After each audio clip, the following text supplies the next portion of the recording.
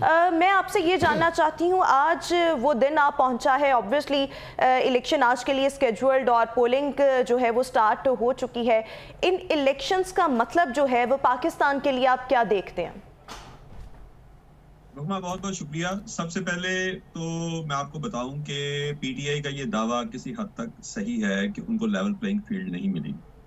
ये इंतखाबात मुझे याद करवा रहे हैं कि जैसे पीपल्स पार्टी तमाम जमातों के खिलाफ इलेक्शन लड़ रही थी, और इसी तरह अगर मशरकी पाकिस्तान की बात की जाए तो शेख मुजीबुर रहमान जो थे वो वहां पर तमाम जमातों के खिलाफ अकेले उनकी पार्टी अवामी जो लीग थी वो इलेक्शन लड़ रही थी। इस वक्त भी कमोबेश यही हाल है कि अगर हम देखें तो पीटीआई एक तरफ है और बाकी तमाम सियासी जमातें एक तरफ हैं।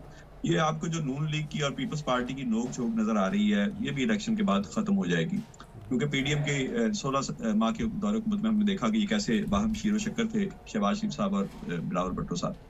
मौजूदा इलेक्शन में मुझे जो सबसे ज्यादा जो खतरा, जो सबसे ज्यादा मुझे अंदेशा है वो ये है कि इस इलेक्शन में पहली बार हमारी नौजवान नस्ल जो है वो पहली बार बड़ी भारी तादाद में वोट डालने जा रही है।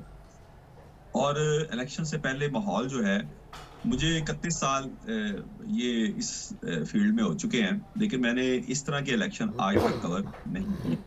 ये इलेक्शन से पहले जो माहौल था, जिस तरह पीटीआई को दीवार के साथ लगाया गया, जिस तरह उनके उम्मीदवारों के कागजात छीने गए, जिस तरह उनके पोलिंग एजेंट्स, उनके तायद कुनिंदा, तजवीज़ कुनिंदा को डराया धमकाया गया, जिस तरह उनके जलसों को रोका गया, जिस तरह उनकी रैलियों को रोका गया, जिस तरह उनके ऊपर तशद्दुद किया गया। बल्कि मैं तो अफसोस से कहूँगा कि हमाद अजहर के वालिद मियाँ अजहर, जो कि 82 साल उनकी उम्र है, उम्र रसीदा शख्सियत है, उनको एक कॉर्नर मीटिंग करने पर गिरफ्तार कर लिया गया।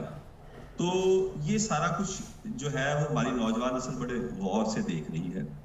और इन इंतखाबात में अगर खुदा न खास्ता कोई ऐसा वाकया रुनुमा होता है तो मुझे खतरा है कि शायद ये जो भारी तादाद में तकरीबन 1.25 करोड़ 1.5 करोड़ नौजवान आज पहली बार वोट डालेंगे, इनका इलेक्शन से एतमाद ना उठ जाए। जरूरत इस अमर की है कि इन इंतखाबात को फ्री एंड फेयर करवाया जाए। और अगर देखा जाए तो सुबह जैसे ही मोबाइल फोन की बंदिश हुई है और उसके साथ ही जो पीटीआई के सपोर्टर्स हैं उनकी तरफ से ये शोर सामने आना शुरू हो चुका है। अगर आप सोशल मीडिया देखें कि इंतखाबात को रिग करने की साजिश की जा रही है, उनको छोड़े जो न्यूट्रल किस्म के लीडर हैं, जैसे मुस्तफा नवाज खोकर का मैं अभी ट्वीट देख रहा था, तो उन्होंने भी यही इल्जाम लगाया है।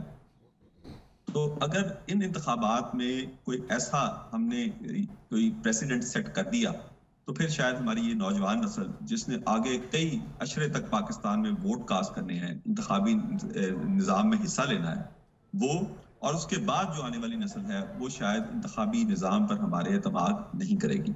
इंटरनेशनल मीडिया की बात करें तो इंटरनेशनल मीडिया इस वक्त चीख कर कह रहा है कि पाकिस्तान में इंतखाबात जो हैं वो फ्री एंड फेयर नहीं होने जा रहे। बार बार एक जमात को दीवार से लगाए जाने का जिक्र किया जा रहा है, और अगर हम देखें तो इसमें सदाकत भी है। अच्छा सर, कता कलामी की माजरत चाहूँगी, जो इस वक्त इंटरनेशनल मीडिया रिपोर्ट कर रहा है या ये जो बातें आप कह रहे हैं मैं उससे 100% अग्री करती हूँ, 100% से ज़्यादा अग्री करती हूँ। लेकिन अगर हम देखें तो 2018 में भी तो किसी एक जमात को कॉर्नर किया गया था ना। 2018 में मुस्लिम लीग नून के साथ ज्यादती की गई, नवाज शरीफ साहब को गिरफ्तार किया गया, मरियम नवाज को गिरफ्तार किया गया, लेकिन बाकी तमाम पार्टी आजाद थी। मैं खुद 2018 के इंतखाबात और उससे पहले जो उनको कवर करता रहा कि किसी एक